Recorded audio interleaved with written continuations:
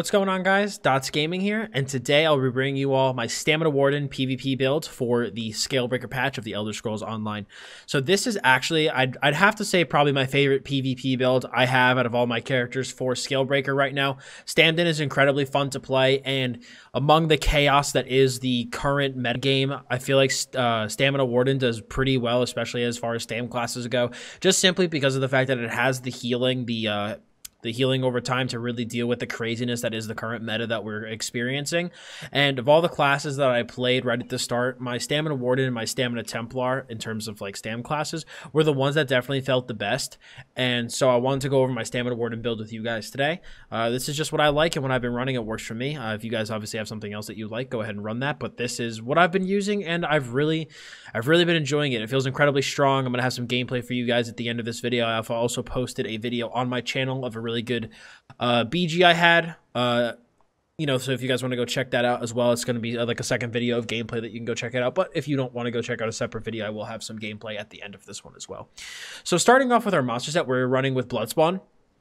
Bloodspawn just kind of gives us a little bit of everything that we need. Some stamina recovery, some ultimate generation, as well as some resistance.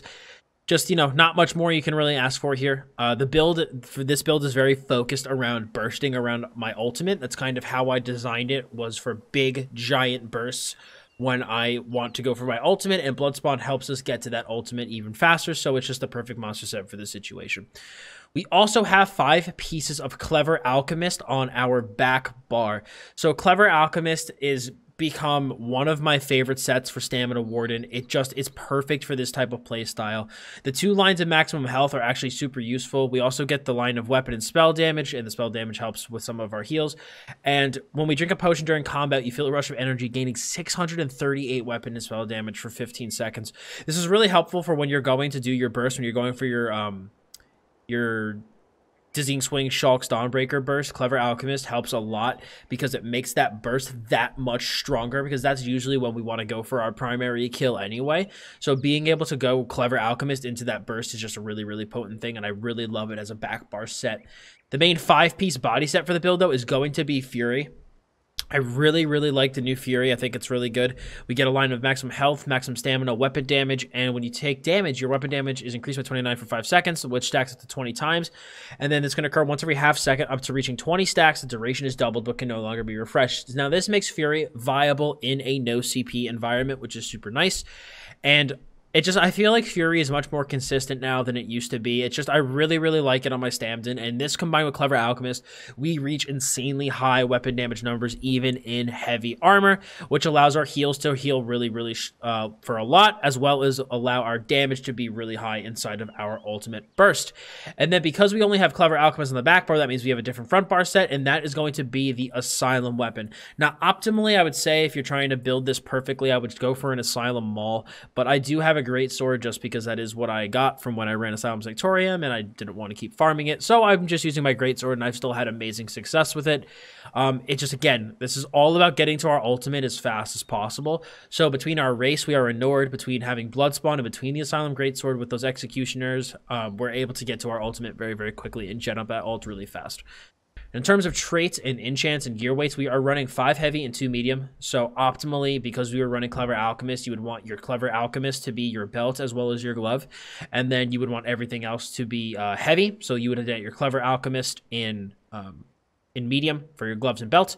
Then you want also like a heavy, you could do a heavy Clever Alchemist chest and then do 2 Fury body pieces and Fury jewelry. But again, just 5-2. And then I am running basically all impen, so just flat impen, and then we are running, I have 4 prismatics. You really only need 3. I have this prismatic was just on my shoulder already, so I just left it there because they're super expensive. So run 3 prismatics on the big pieces, and then run stamina on the off pieces.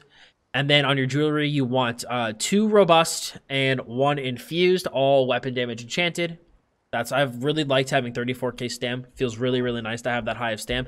And plus our weapon damage is already super high with the Clever Alchemist and with the with Fury, that, you know, having that bit of a higher stam pool, well, on the front bar it's 33k, having that slightly higher stam pool I feel like allows me to be a little bit more consistent with my skill usage. So I really have been liking 2 robust and 1 infused. Like I said, all weapon damage enchanted.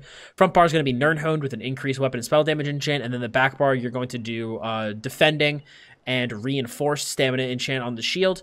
And then on your weapon, you can do whatever enchant you want or run poisons if you'd like. It's really up to you. You remember, you want your back bar to be Clever Alchemist. It's really key for your back bar, 2 weapons to be Clever Alchemist, because you want to drink your potion on your back bar.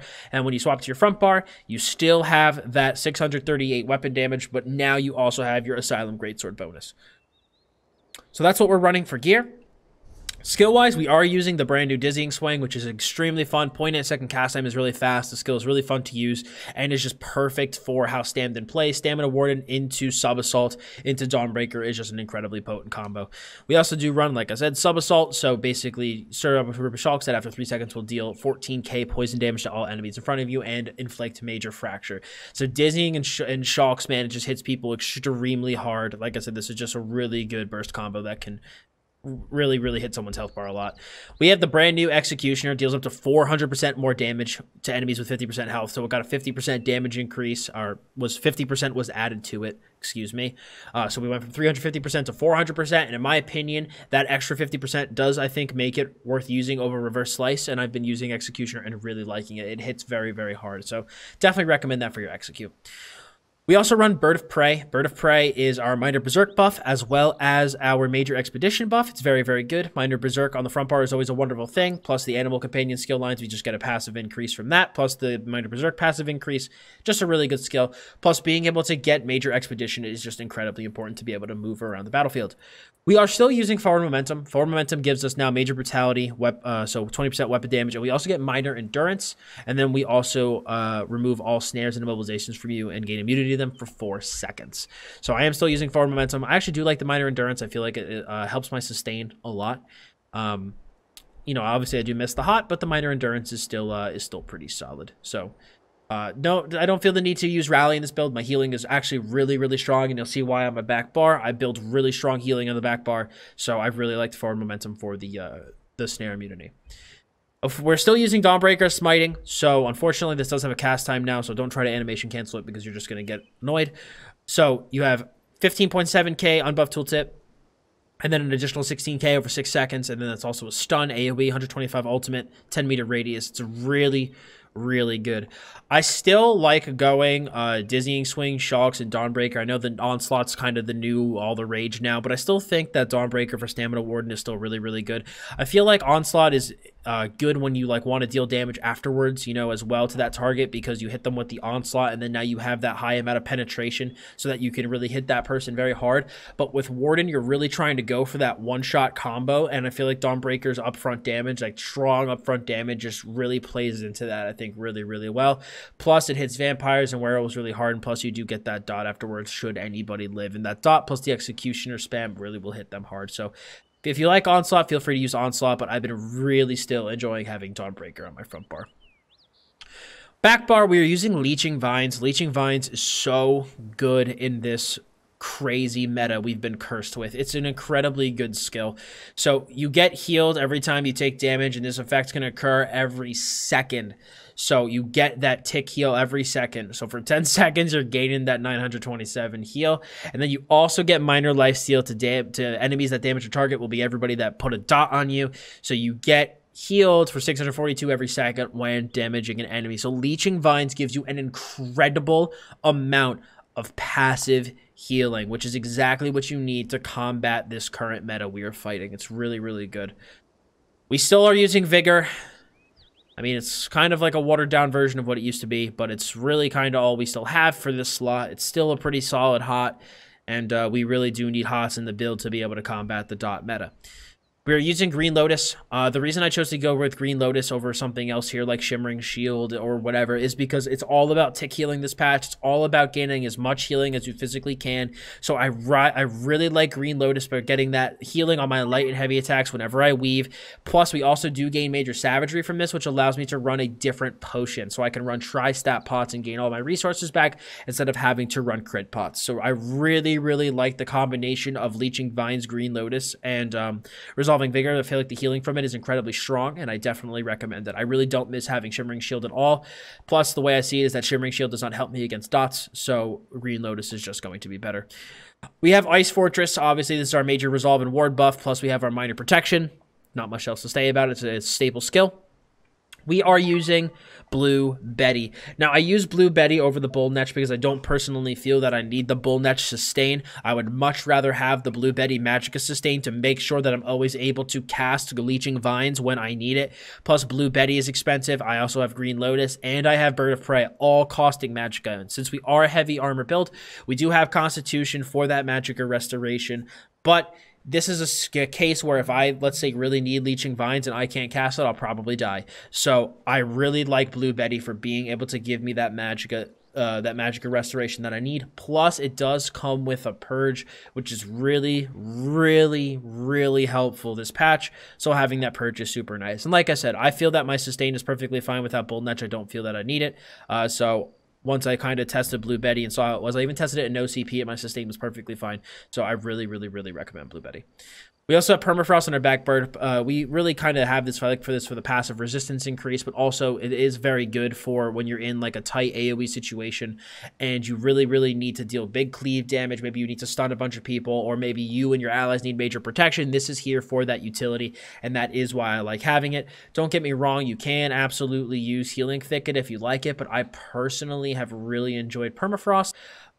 But if you, let's say you're playing and this healing isn't enough for you, you could definitely use Healing Thicket, and that'll help you out in some really tight situations. But being able to get that major protection, AoE damage, and the stuns is really, really good for the backbar ultimate. We do still use Dawnbreaker most of the time, but I like having this for an option should I need it.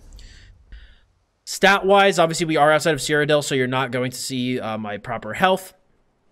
But health in Cyrodiil is around 26.6k, and that is not including the minor toughness bonus that I get from my green balance healing.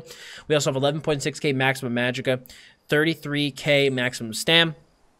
I have 515 stamina recovery on both bars, 575 magicka recovery. We are, like I said, unbuffed. We are at 2861 weapon damage. We have unbuffed 19.3k resist, and we have 3k critical resistance.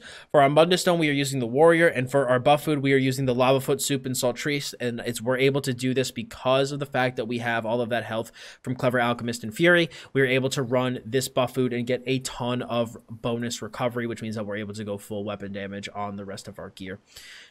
Now, in terms of our race, I highly recommend being a Nord this patch. Nord is just super, super good.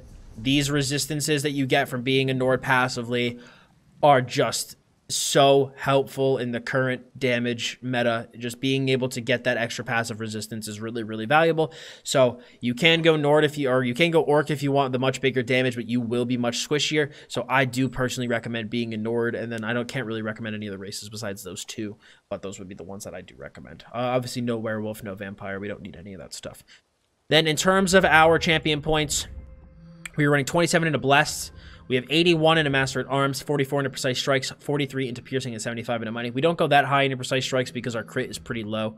I mean, when we do have Green Lotus up, our crit does go up to 32%, which isn't too shabby. So that's why I go at about 44. Any more, I think, might be a little bit of a waste. 61 into Ironclad, 52 into Resistant, 56 into Thick Skinned. Never run less than 56 into Thick Skinned. 37 into Hardy and Elemental Defender, and 27 into Quick Recovery. 56 into Warlord, 18 into Sprinter, 75 into Mooncalf, 37 into Tenacity, 66 into Tumbling, and 18 into Shadow Ward. That's what we got for CP. And then in terms of just like I think I covered stats, CP. I think I pretty much did everything. Oh, consumables. Consumables, like I said, I use Lava Foot Soup and Saltrice Blue Food for my buff food, and then I use Tri-Stat Pots for my potions. In terms of a general rotation, it's fairly easy. Obviously, you want to maintain your forward momentum. You want to maintain your Blue Betty, your Green Lotus, and your Ice Fortress at all times. When you're fighting somebody, you want to lead in with Shulks, go into Dizzy Swing, and then hit them with the Dawnbreaker so that the Shulks and the Dawnbreaker hit at the same time, then go into Executioner if they're not quite dead. That is your basic offensive combo. Obviously, if you do not have Dawnbreaker up, just do that minus the Dawnbreaker. If you want to play defensively, basically you want to just use your forward momentum to get your Root Break immunity, and then you want to just simply toss up your Vigor, toss up your Leeching Vines. Very, very straightforward build to play. Obviously, use Bird of Prey as needed to get around the map. But it's a very straightforward build. I really, really like it. It's a ton of fun.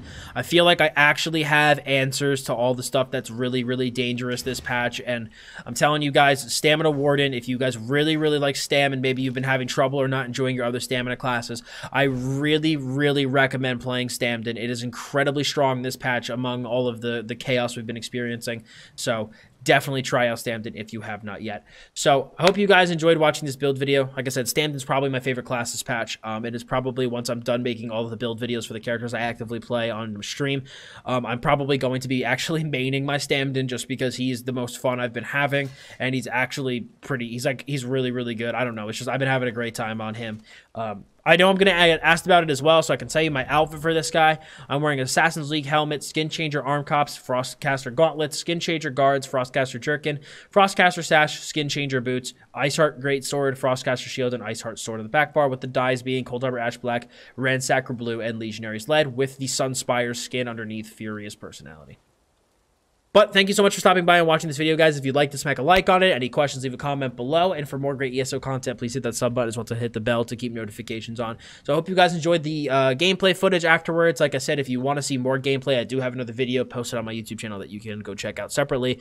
It was a really, really fun BG, and I've just, like I said, been really enjoying Stamden. So thank you all so much for stopping by. I very much appreciate it. As always, I'm Dottz Gaming, and I'll see you all in the next one.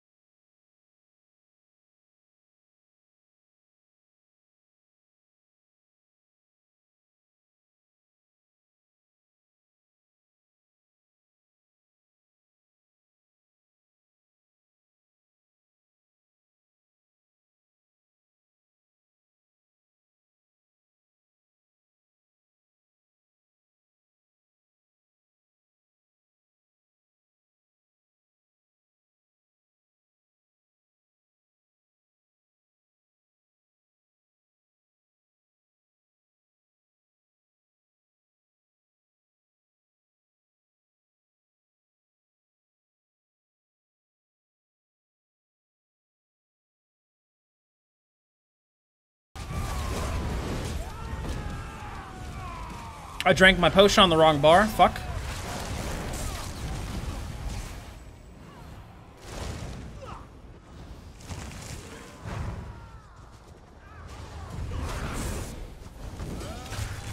Oh, that was a stupid idea.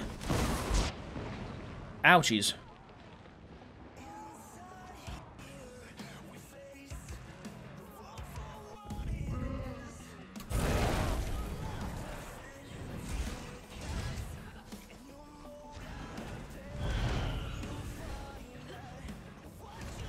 Boom, boom, boom.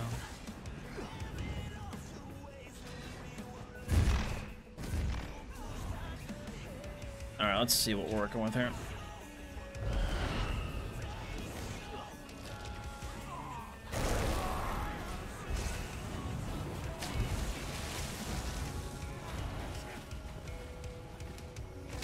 What's up, guy?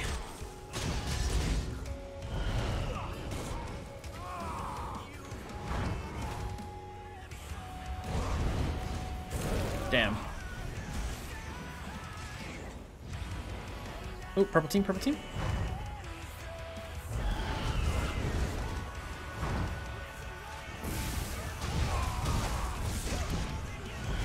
Justice has been dispensed.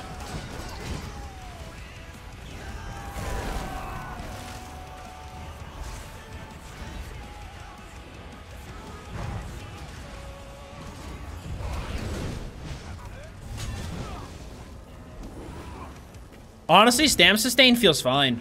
Honestly, I don't really have problems sustaining in heavy all too much. Especially because you have to remember now, we did get minor endurance on forward momentum this patch. Do remember that. So that even though we technically are, you know, I did drop the bull nets, right? I did gain minor endurance on forward momentum. So I could technically really afford to run the Blue Betty.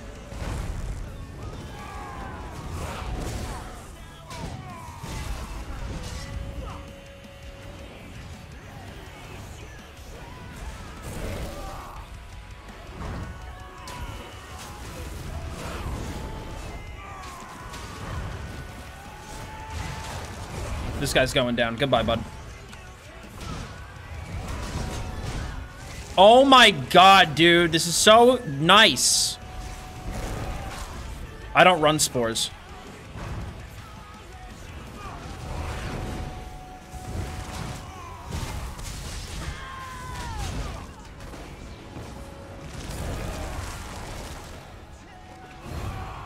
Oh, we have some big damage coming out now, boys. Ah, bam.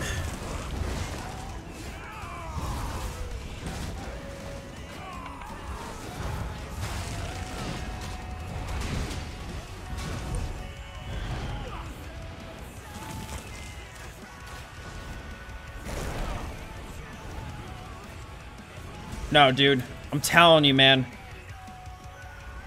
Leeching Vines plus Green Lotus is so good.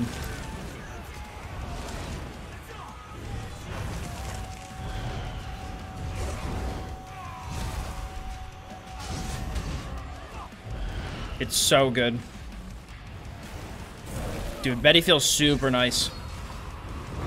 The weapon damage spike, we're going in. Oh, that was a bad idea. Oh, we got our trellis going. We got our trellis going. We got our trellis going. Ooh, thanks for the purify, teammate.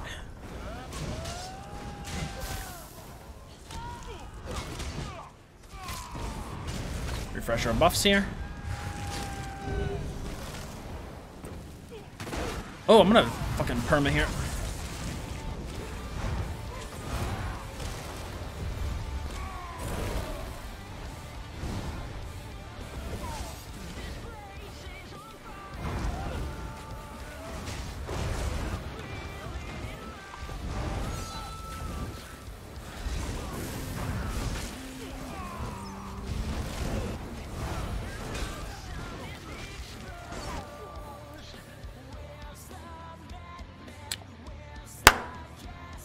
Betty's cleanse is very nice. The good thing too about being in heavy armor is I get the heavy armor heavy attacks. Like fucking yes, dude. This is the game for the build. I don't miss shimmering, dude. I don't miss shimmering at all.